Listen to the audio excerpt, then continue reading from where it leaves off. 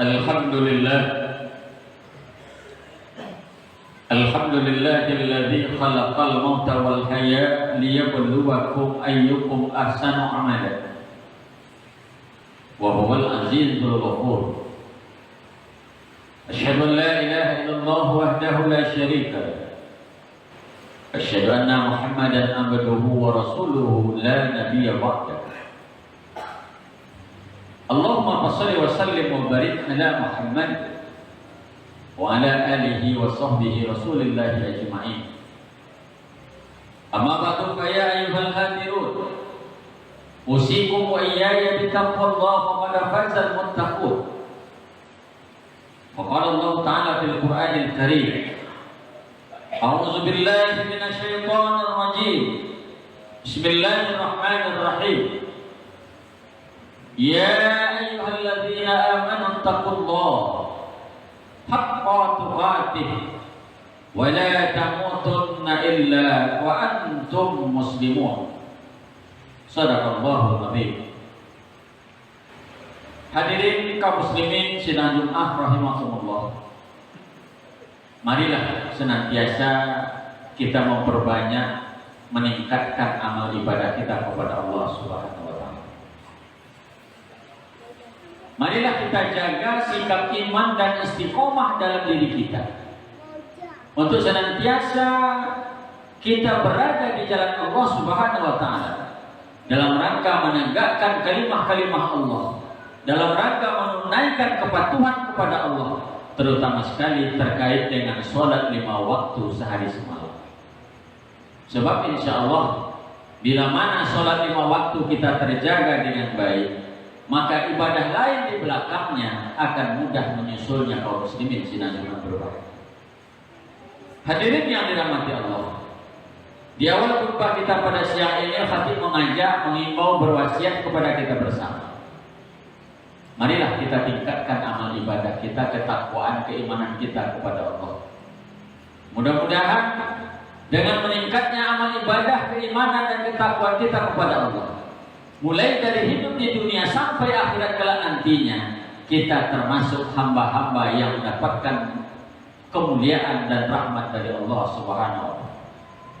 Meninggal pun kita nanti, berpisah pun kita dari dunia ini, meninggalnya kita dalam keadaan husnul khatimah, kematian yang baik. Hadirin yang berbahagia, khutbah kita pada siang ini terkait dengan bagaimana kematian yang sudah merupakan suatu ketetapan dari Allah, tapi kematian itu sendiri mempunyai rahasia di dalamnya. Kalau dipersingkat, judul khutbah kita ini adalah rahasia kematian yang pasti akan terjadi. Dalam Al-Quran surah Al-Jum'ah ayat yang ke-8, Allah berfirman, Bismillahirrahmanirrahim, Qul innal maut allazi tafirruna minhu fa innahu mulaqikum. Katakanlah, kata Allah, sesungguhnya kematian, al-maut itu yang kalian lari daripadanya, kalian berusaha menghindarinya, mulaqikum, dia pasti akan mendatangi. Kalau ada di antara manusia yang mencoba menghindar dari kematian, lari dari kematian, sudah dikatakan Allah, mulaqikum, dia pasti akan datang menemuimu. Tsumma turadduna ila alimil ghaibi wasyahadah fayunabbi'ukum bima kuntum ta'malun. Kemudian kata Allah, kamu akan dikembalikan lagi kepada Allah. Setelah menjalani mengarungi kehidupan di dunia ini, kita dimatikan, diwafatkan Allah, dan akan kembali kepada Allah Subhanahu wa taala. Kenapa dikembalikan? Untuk mempertanggungjawabkan apa yang telah kita lakukan selama hidup di dunia ini. Tidak akan ada yang tercecer, tidak akan ada yang terlupa kaum muslimin sedang cuma berbahagia. Tsumma turadduna ila alimil ghaibi wasyahadah, akan diperlihatkan kepada kalian yang gaib, yang tersembunyi dan yang nyata. Fayunabbi'ukum bima kuntum ta'malun, dan dia beritakan kepadamu apa yang selama ini kamu kerjakan. Tersimpan baik dan rapi apa yang menjadi pekerjaan kita selama hidup di dunia ini. Baik yang baik kita kerjakan maupun yang buruk tersimpan rapi. Tinggal nanti kita melihatnya. Makanya bermacam-macam tingkah orang yang melihat nanti kitab catatan amalnya. Ada yang kecewa, ada yang frustasi, ada yang bahagia tentunya, ada yang berada dalam penyesalan yang sangat mendalam. Makanya dari itu kaum muslimin sedang berbahagia. Insya Allah sekarang kita masih berada di atas muka bumi Allah dalam keadaan sehat walafiat, diberikan kehidupan oleh Allah kepada kita.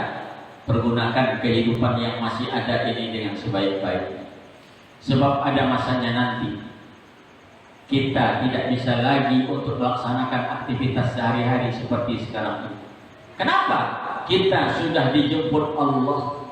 Panggilan kita sudah berubah menjadi almarhum almarhumah. Makanya dari itu kaum muslimin sedang berbahagia. Waspadalah. Makanya Rasulullah ingatkan, kafa bil mauti wa izo. Cukuplah kematian itu sebagai nasihat, kata Rasulullah.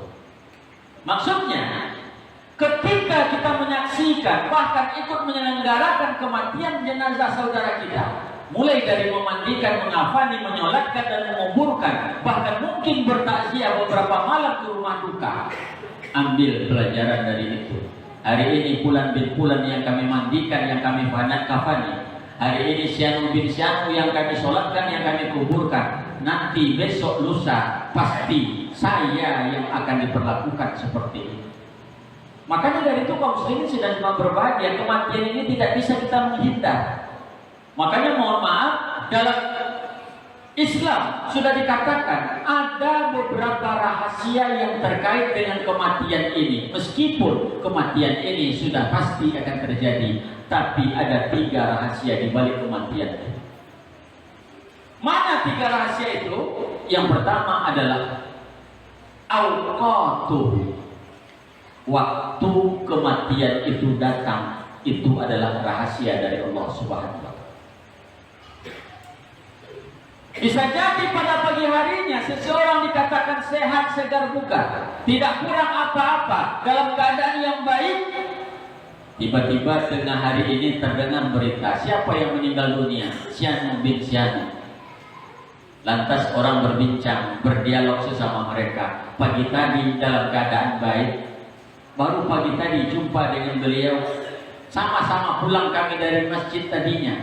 Tapi kalau sudah merupakan ketentuan Allah, karena waktu kematian itu adalah rahasia Allah Subhanahu wa Ta'ala.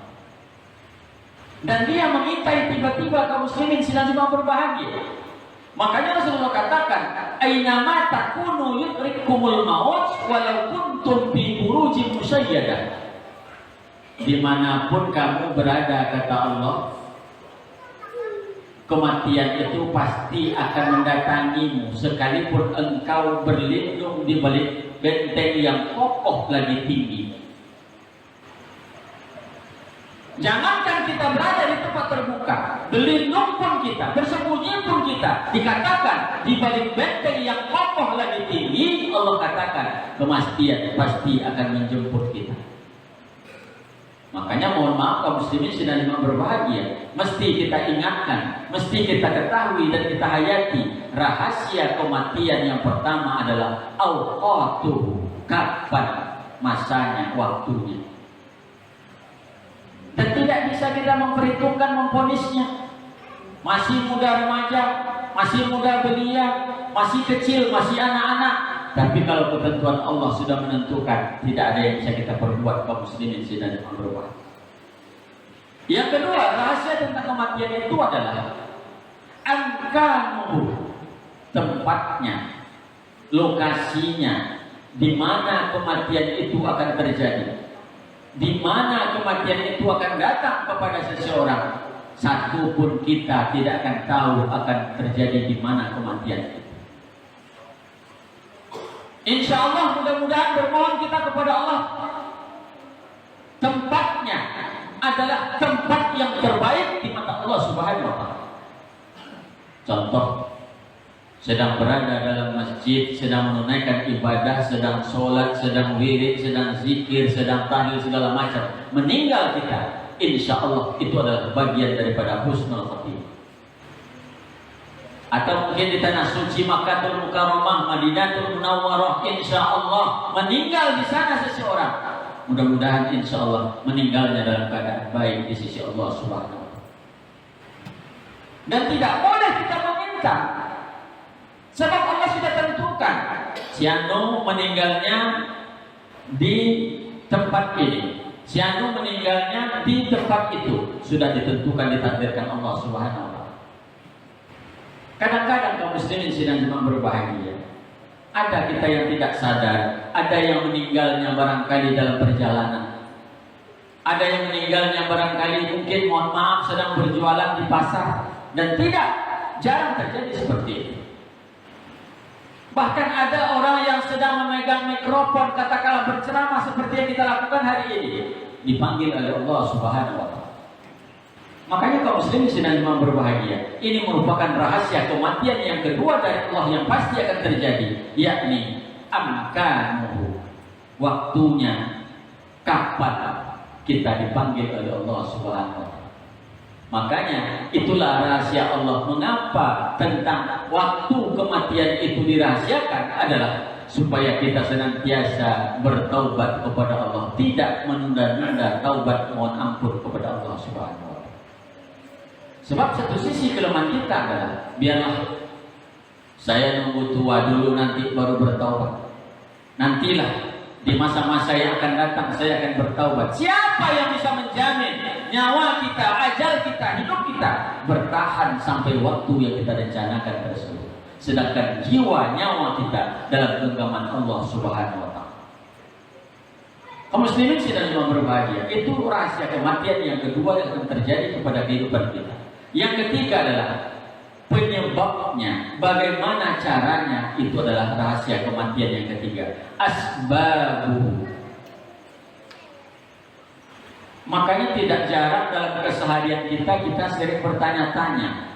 Kalau ada berita kematian, ada berita duka cita, ada pengumuman di masjid, di musola, yang sering kita tanyakan kepada kawan-kawan kita, jiran tetangga, kerabat kita adalah satu, berapa umurnya, yang kedua, apa penyakitnya. Ini sering sekali kita tanyakan. Dan kita jangan sampai lupa, Allah tidak pernah memandang umur, memandang usia seseorang tentang kematian itu. Dan juga Allah tidak pernah memandang apa sakitkah, sehatkah seseorang untuk memanggil kematian seseorang itu tersebut. Makanya kaum muslimin sedang berbahagia terkait dengan caranya, bagaimana sebabnya. Makanya kematian yang diinginkan adalah kematian yang husnul khotimah. Kadang-kadang tanpa ada sakit yang diderita oleh seseorang, mendadak. Siapa yang meninggal? Sianu. Apa sakitnya? Tidak ada sakitnya, sehat walafiat, segar bugar dia. Tapi karena janjinya sudah sampai, kaum muslimin sedang berbahagia. Makanya insya Allah mari kita bermohon kepada Allah, kaum muslimin sedang berbahagia. Yang pertama sekali kita yakini adalah kematian itu pasti akan mendatangi masing-masing kita. Yang kedua, ada 3 rahasia tentang kematian itu. Yang pertama adalah waktunya kapan, waktunya bila, masanya tidak ada kita yang tahu. Kalau keinginan kita, karena kita beranggapan bulan Ramadan itu bulan pertaubatan, bulan memperbanyak amal, kita meninggal kalau bisa kita minta setelah puasa terakhir di bulan Ramadan.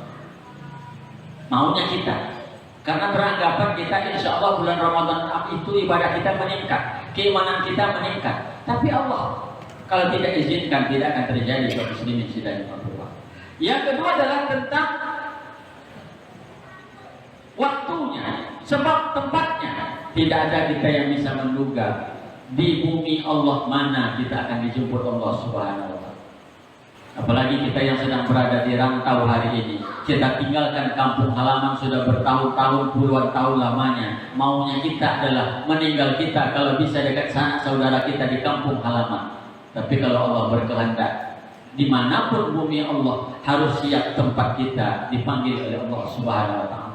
Yang ketiga adalah sebabnya, caranya. Insya Allah kita mohonkan kepada Allah, sekalipun dipanggil kita oleh Allah dalam cara, dalam sebab, dan insya Allah dalam keadaan husnul khotimah. Fa'tabiru ya ulil absar la'allakum turhamun.